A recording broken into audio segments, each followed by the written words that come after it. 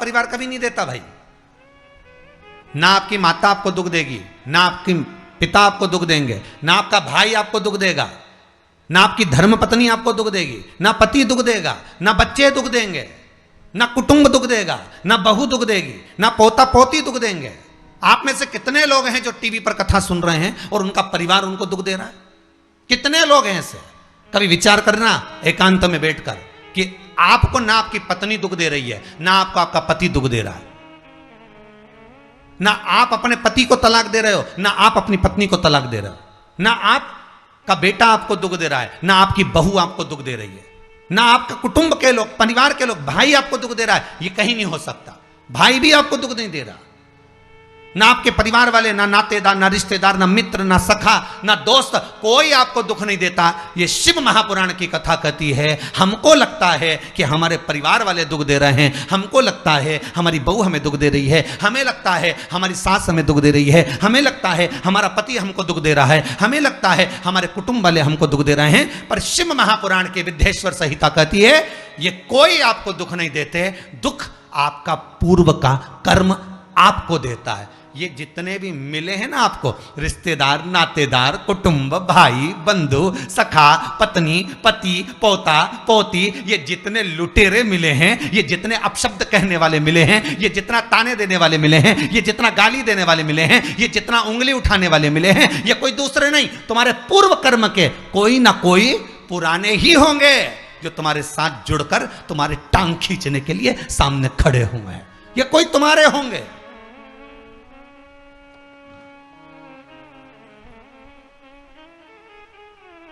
तो ये सब दिमाग से निकाल दीजिए आप आपके ये चित्तवृत्ति बुद्धि से ये बात सब निकाल दो। जितने लोग कथा सुन रहे हैं ना, अपनी बुद्धि से निकाल देना कि मेरी बहू मुझे गाली दे रही है। हाँ, तूने किसी गाय को रोटी नहीं दी और दी भी होगी, दूसरी बार गाय आ गई होगी तो डंडा मार के भगा दिया, वही बहू आई है, वाणी के डंडे कुदा रही है।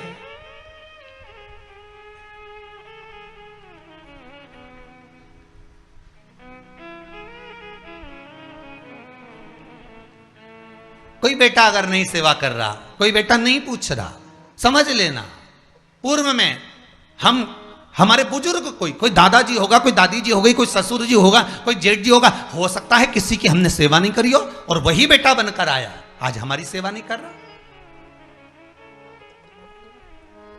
मत बुरे कर्म कर बंदे वरना पछताएगा, भगवान की आंखों से तू बच नहीं पाएगा, तू बच नहीं पाएगा।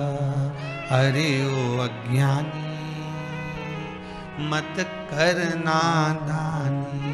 बचना नहीं है, बहुत ये हमें लगता है गुरुजी मेरी बहू बहुत परेशान करे, गुरुजी मेरी सास बहुत परेशान करे, मेरा भाई मेरी प्रॉपर्टी खा गया, मेरा भाई ये लेकर चले गया, मेरे ससुराल वाले ऐसे, मेरे रिश्तेदार ऐसे, मेरे कुटुंबी ऐसे, मेरे कबीले वाले ऐसे, मेरे ये ऐसे। तो हमको लगता है कि ये अपने ऐसे।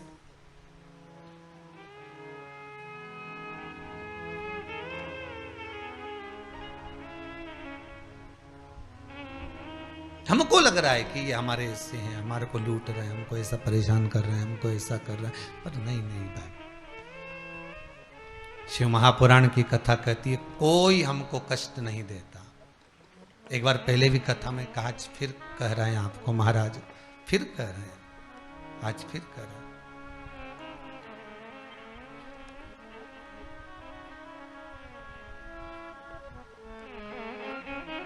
आपको फिर निवेदन कर रहे हैं, बीमार हुए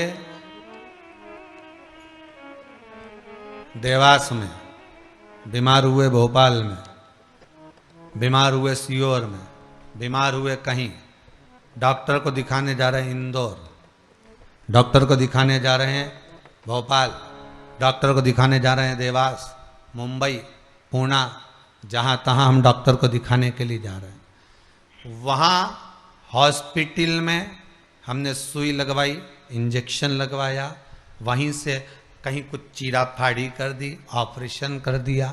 जरा विचार करना कभी एकांत में बैठ कर कि रहते यहाँ थे, दवाई लेने पहुँचे वहाँ, इंजेक्शन वहाँ लगवाया, बताओ ऑपरेशन वहाँ करवाया।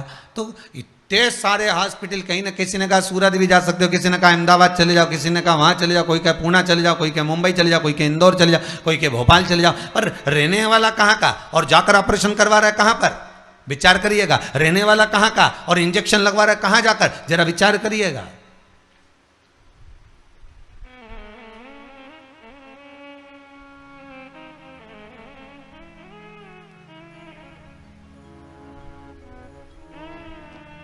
और कितने डॉक्टर, ऑपरेशन करने वाला कोई विशेष, कितनी डॉक्टर सिस्टर, इंजेक्शन लगाने वाली कोई, लगाने वाली कोई विशेष वहां बैठी है, उसको तुम नहीं पहचानते, वो आपको नहीं पहचानते। अभी अभी कोरोना का टीका लगवाया होगा, वैक्सीन लगवाई होगी, इंजेक्शन लगवाया होगा, कोरोना महामारी का लगवाया सबने। अब लगवाया तो उसमें आपके मन में विचार तो आया कि ना तो हम इस सिस्टर को पहचानते हैं, ना हम इस डॉक्टर को पहचानते, गए और सुई लगवा के आ गए। पर उसने हमको कष्ट तो दिया, भले वो थोड़ा सा चुभाया पर कष्ट तो मिला। पर विचार करा कि ये क्यों मिली, कारण क्या था, इसी ने क्यों चुभाया। हो सकता है पूर्व में तुमने भी इसको कोई कष्ट दिया होगा, हिसाब बराबर करने के लिए यहां लाके छोड़ दिया। वो दुनिया के लोगों ने कहा है ना कि ये कोरोना महामारी को उपजने वाला, वो चीन के ऊपर लोगों ने कहा कि उन्होंने इस कोरोना महामारी को प्रकट कर, अब उनने तो कर दिया, उनने तो संसार में विनाश का कारण बना दिया। पर फिर प्रकृति ने क्या करा आज की स्थिति में, प्रकृति क्या कर रही है फिर वो भी अंदाजा लगा। कहीं मालूम पड़े मिट्टी हवा में उड़ रही है, ऐसी उड़ रही है गीली कि सब गाड़ी ने बंगला सबके धो दिया उसने। फिर बचा कुचा था, पानी की बाढ़ आ गई। अगर हम दूसरे को कष्ट दे रहे हैं, हम दूसरे पर उंगली उठा रहे हैं, हमने एक उंगली अगर किसी पर उठा दी, हमने उंगली उठाकर कह दिया वो ऐसा है, उसने ऐसा करा, उसने वैसा करा, हमने एक उंगली उठा दी, भले तुम विद्वान हो, भले तुम्हारे में विद्वत्ता है, पर हम किसी पर अगर एक उंगली उठा रहे हैं तो ये 3 उंगलियां हमारे भीतर जा रही है कि अपने अंदर झांक कर देखो कि आप कैसे हो। अपने भीतर झांक कर देखिए कि आप में क्या तत्वता है। जो हम दूसरे में कुछ खोट देख रहे हैं तो हम में कितना खोट भरा होगा, हम में कितना कपट भरा होगा, तभी तो सामने वाला कपटी नजर आ रहा है। जैसा चश्मा लगाओगे सामने वाला व्यक्ति वैसा ही तो दिखेगा। लाल कलर का लगाओगे तो लाल दिखेगा, काला लगाओगे तो काला दिखेगा, पीला लगाओगे तो पीला दिखेगा। नेत्रों में जो काम, अगर अहंकार है तो अहंकारी दिखेगा, लोभ है तो लोभी दिखेगा, वासनावान है तो वासनावान दिखेगा, तृष्णावान है तृष्णावान दिखेगा, चोर है चोर दिखेगा, कपटी है कपटी दिखेगा, बेईमान है बेईमान दिखेगा, अज्ञानी है अज्ञानी दिखेगा। आपकी दृष्टि जैसी होगी सामने वाली की सृष्टि वैसी ही नजर आएगी, सामने वाला व्यक्ति आपको वैसा ही दिखेगा। आपका चित्त अच्छा है, आपका मन अच्छा है, आपके दिल अच्छा है, आपके भाव अच्छे हैं, सामने वाला भी वैसा ही नजर आएगा। भगवान कृष्ण ने भेजा था दुर्योधन को अच्छा ढूंढने के लिए, एक अच्छा नहीं मिला। युधिष्ठिर को भेजा था पूरी पृथ्वी पर से कोई बुरा व्यक्ति ढूंढ कर लाओ, युधिष्ठिर को बुरा नहीं मिला, क्योंकि उसकी युधिष्ठिर की बुद्धि में, चित्त में ये भरा था, उनकी वृत्ति में ये भरा हुआ था कि बुरा कोई है ही नहीं, संसार में कुछ ना कुछ अच्छाई दिखी जाएगी। बुरा जो देखन में चला बुरा न मिलिया कोई।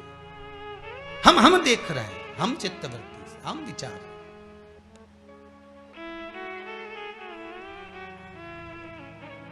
कौन ना बहू बुरी है, फिर निवेदन करूंगा, ना सास बुरी है, ना बेटा बुरा, ना बहू बुरी, ना ही ये पूरा संसार बुरा, सब अच्छे हैं।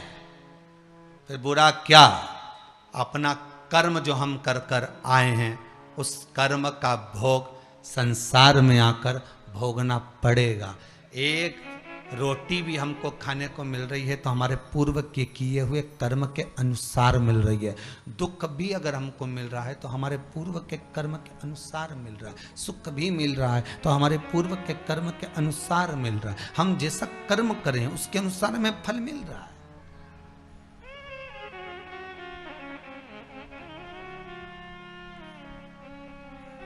इसलिए बारंबार कहा था कि मान मेरा कहना नहीं तो पछताएगा, माटी का खिलौना माटी में मिल जाएगा।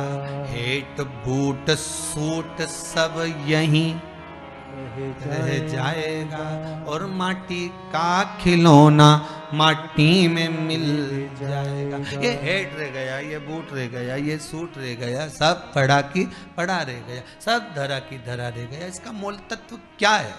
इसकी महत्वता क्या है?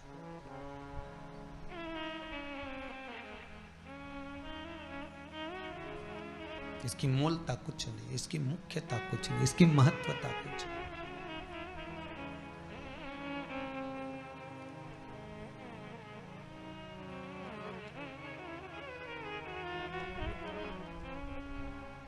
किले भोले का नाम, भगवान शिव का मंत्र, नाम स्मरण जप कीर्तन सुख दे।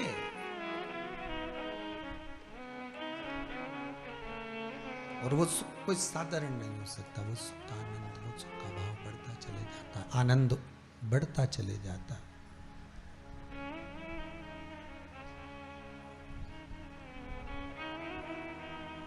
ले भोले का नाम काहे यूं भटके,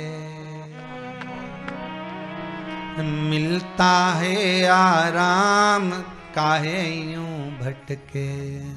इस शिव का नाम लेकर हम जब शंकर का नाम लेकर जब अग्रण्य हो जाएं, प्रेशर खोलिए महाराज, प्रेशर खोलिए। हम शिव का नाम लेकर जब अग्रण्य बढ़े, आगे बढ़े, शंकर का नाम लेकर जब अग्रण्यता के भाव की ओर बढ़े, तो जीवन का सुख क्यों ना मिलेगा सर? वो जीवन का आनंद क्यों ना मिलेगा? महाराज शिव पुराण कह रहे हैं, कोई बुरा नहीं संसार में। ये जितने नाते रिश्ते कुटुंब कबीले बनते चले जाते हैं, ये हमारे कर्म के अनुसार बनते चले जाते हैं। कर्म के अनुसार, ये कोई दूसरा बनाता नहीं है। जैसा पूर्व में कर कर आए हो, वैसा आपके सामने आपका व्यवहार सामने वाले का प्राप्त होगा, वैसा व्यवहार प्राप्त होगा।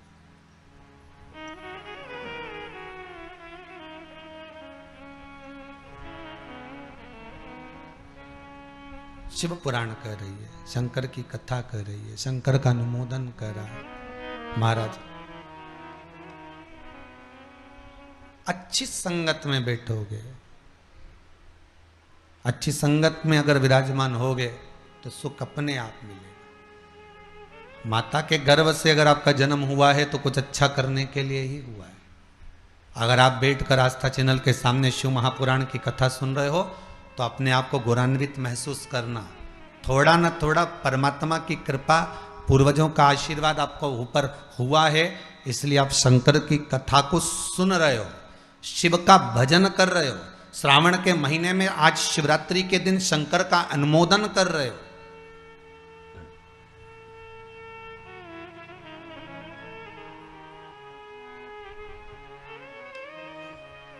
घर में 4 बहुएं होती हैं, 5 बहू होती है, 6 बहू होती है। सास 6 बहू को बोलती है कि जाओ पानी लेकर आओ, अरे बोलो जम के जरा, नहीं बोलती ना। सास किसी एक का नाम लेगी, ए बेटा, ए लाली, एक बहू का नाम लेगी और उसको पुकारेगी और पुकार कर कहेगी जरा मेरे लिए 1 गिलास पानी ला दे बेटा। बहू जाएगी, पानी ला कर देगी। अब सास ने वो 3 को क्यों नहीं बुलाया रे?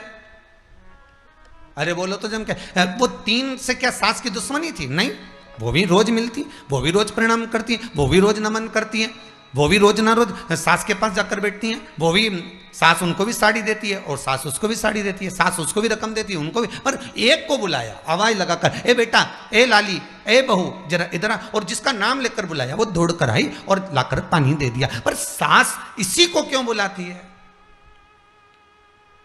4 बहू में से इसी बस बहू को आवाज क्यों लगाती है? बस उतना तुम अंदाजा लगा कर रखो कि सास इसी को ज्यादा क्यों बुलाती है, इसी से बात क्यों ज्यादा करती है। ना तो उसने कुछ दिया, ना इसने कुछ दिया, ना कोई बात। पर कुछ बहू में, 4 बहुओं में, 4 बेटे में कोई एक ऐसा होता है जिससे सास की अच्छी पटती है। उसी तरह भोलेनाथ भी परिवार में उसको देख लेता है जिससे शिव की अच्छी पटती है, उसी को बिठाता है कथा में।